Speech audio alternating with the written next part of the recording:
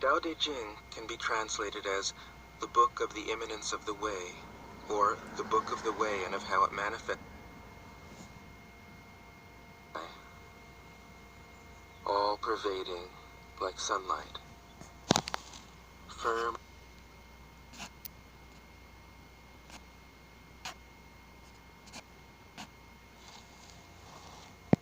Tao Te Ching can be translated as the Book of the Imminence of the Way, or the Book of the Way and of how it manifests itself in the world, or simply the Book of the Way. Since it is already well known by its Chinese title, I have let that stand. About Lao Tzu, its author, there's practically nothing to be said. He may have been an older contemporary of Confucius, 551 to 479 BCE, and may have held the position of archive keeper in one of the petty kingdoms of the time. But all the information that has come down to us is highly suspect. Even the meaning of his name is uncertain. The most likely interpretations, the Old Master, or more picturesquely, the Old Boy. Like an Iroquois woodsman, he left no traces. All he left us is his book, the classic manual on the art of living, written in a style of gem-like lucidity, radiant with humor and grace, and large-heartedness and deep wisdom, one of the wonders of the world. People usually think of Lao Tzu as a hermit, a dropout from society, dwelling serenely in some mountain hut, unvisited except perhaps by the occasional traveler arriving from a 60s joke to ask, "What is the meaning of life?" But it's clear from his teachings that he deeply cared about society, if society means the welfare of one's fellow human beings. His book is, among other things, a treatise on the art of government, whether of a country or of a child. The misperception may arise from his insistence on wei wu wei, literally, doing, not doing, which has been seen as passivity. Nothing could be further from the truth. A good athlete can enter a state of body awareness in which the right stroke or the right movement happens by itself, effortlessly, without any interference of the conscious will. This is a paradigm for non-action, the purest and most effective form of action. The game plays the game. The poem writes the poem. We can't tell the dancer from the dance. Less and less do you need to force things, until finally you arrive at non-action. When nothing is done, nothing is left undone. Nothing is done because the doer has wholeheartedly vanished into the deed. The fuel has been completely transformed into flame. This nothing is in fact everything. It happens when we trust the intelligence of the universe in the same way that an athlete or a dancer trusts the superior intelligence of the body. Hence Lao Tzu's emphasis on softness. Softness means the opposite of rigidity, and is synonymous with suppleness, adaptability, endurance. Anyone who has seen a Tai Chi or Aikido master doing not doing will know how powerful this softness is.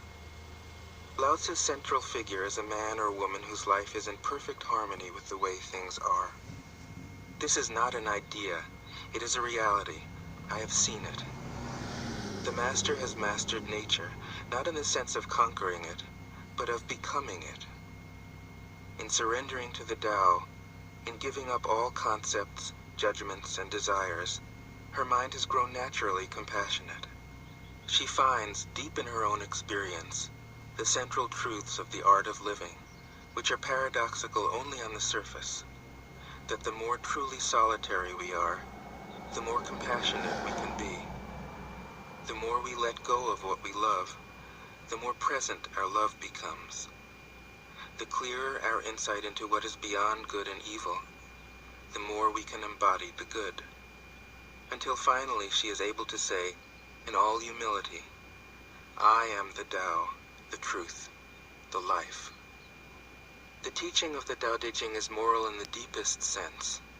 Unencumbered by any concept of sin, the master doesn't see evil as a force to resist, but simply as an opaqueness, a state of self-absorption, which is in disharmony with the universal process, so that, as with a dirty window, the light can't shine through.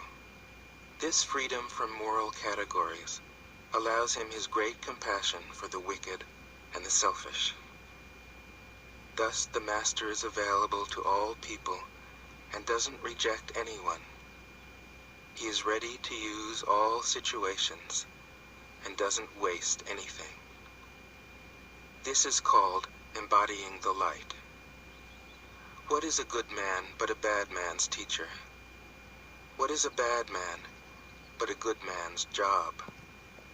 If you don't understand this, you will get lost, however intelligent you are.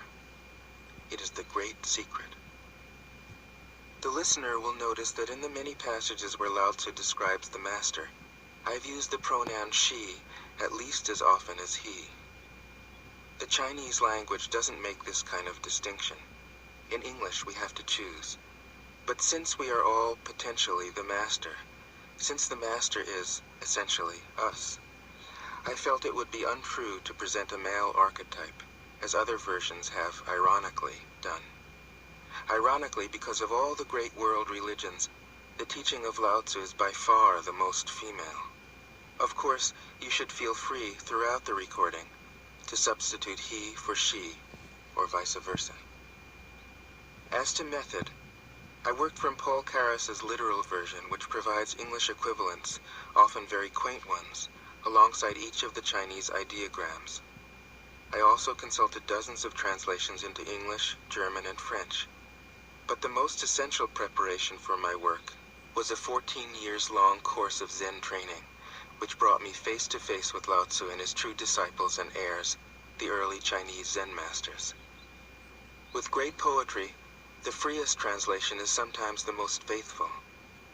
We must try its effect as an English poem, Dr. Johnson said. That is the way to judge of the merit of a translation. I have often been fairly literal, or as literal as one can be with such a subtle, kaleidoscopic book as the Tao Te Ching. But I have also paraphrased, expanded, contracted, interpreted, worked with the text, played with it, until it became embodied in a language that felt genuine to me. If I haven't always translated Lao Tzu's words, my intention has always been to translate his mind.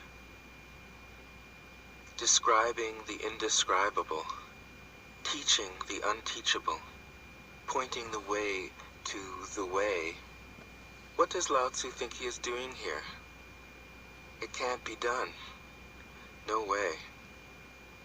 Hence, Po Chu-yi, poet and stand-up comedian, wrote, "He who talks doesn't know, he who knows doesn't talk." That is what Lao Tzu told us in a book of 5,000 words. If he was the one who knew, how could he have been such a blabbermouth? That's the problem with spiritual teachers. They have to be blabbermouths. But their words are, in the traditional Buddhist metaphor, fingers pointing at the moon. If you watch the finger, you can't see the moon. How meticulous the great masters had to be. A monk asked Matsu, "Why do you teach mind is Buddha?" Matsu said, "To stop a baby from crying." The monk said, "When the crying has stopped, what then?" Matsu said, "Then I teach, not mind, not Buddha." The monk said, "How about someone who isn't attached to either?" Matsu said, "I would tell him, not beings." The monk said, "And what if you met a man unattached to all things? What would you tell him?" Matsu said, "I would just let him experience the great Tao." In fact, the truth is right before our eyes, right under our noses. So simple that every child understands it. And yet, as Bankei said, the farther you enter into it, the deeper it is. Where is the way to the way? What a question. Still, for complicated minds, drastic measures are needed. Lao Tzu's book was written as a response, out of grandmotherly kindness.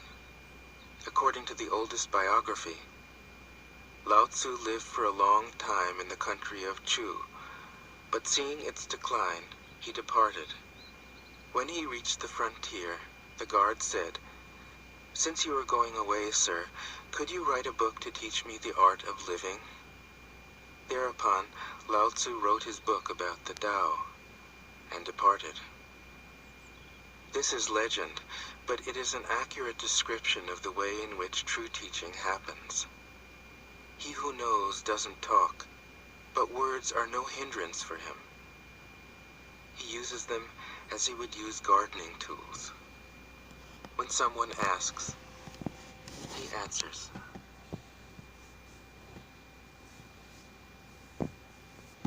Tao Te Ching. 1. The Tao that can be told is not the eternal Tao. The name that can be named is not the eternal name. The unnameable is the eternally real. Naming is the origin of all particular things. Free from desire, you realize the mystery. Caught in desire, you see only the manifestations. Yet mystery and manifestations arise from the same source.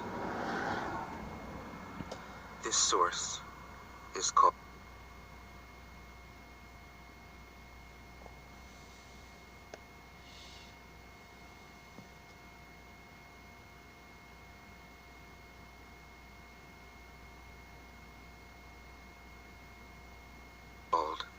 darkness.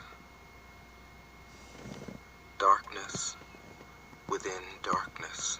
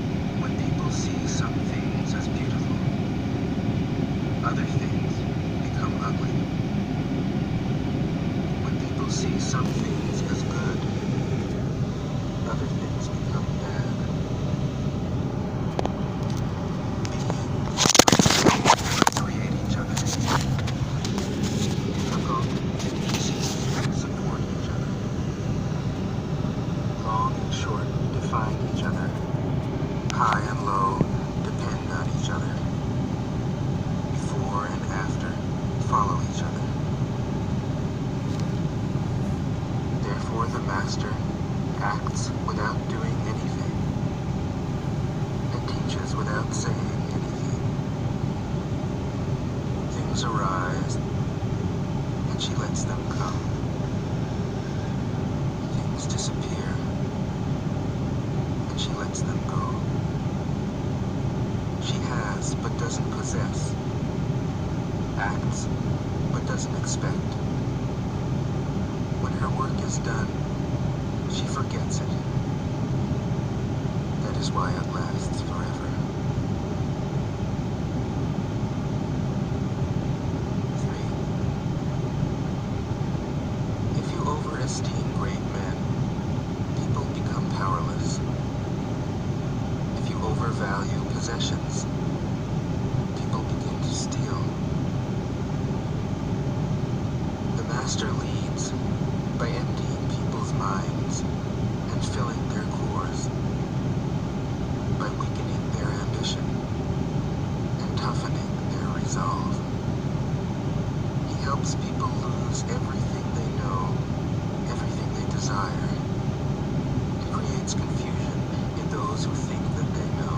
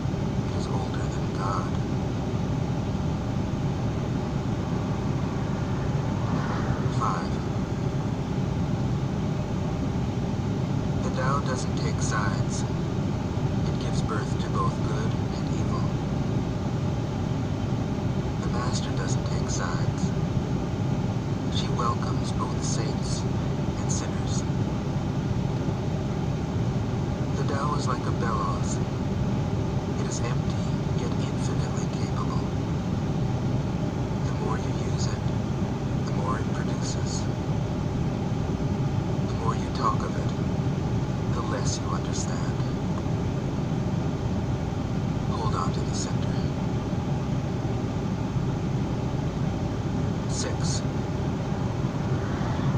The Tao is called the Great Mother. Empty, yet inexhaustible, it gives birth to infinite worlds. It is always present within you. You can use it any way you want. 7. The Tao is infinite, eternal. Why is it eternal? It was never born, thus it can never die. Why is it infinite? It has no desires for itself, thus it is present for all beings. The Master stays behind, that is why she is ahead. She is detached from all things. That is why she is one with them. Because she has let go of herself, she is perfectly fulfilled. 8. The supreme good is like water, which nourishes all things without trying to. It is content with the low places that people disdain. Thus, it is like the Tao. In dwelling, live close to the ground. In thinking, keep to the simple. In conflict, be fair and generous. In governing, don't try to control. In work, do what you enjoy. In family life, be completely present. When you are content to be simply yourself,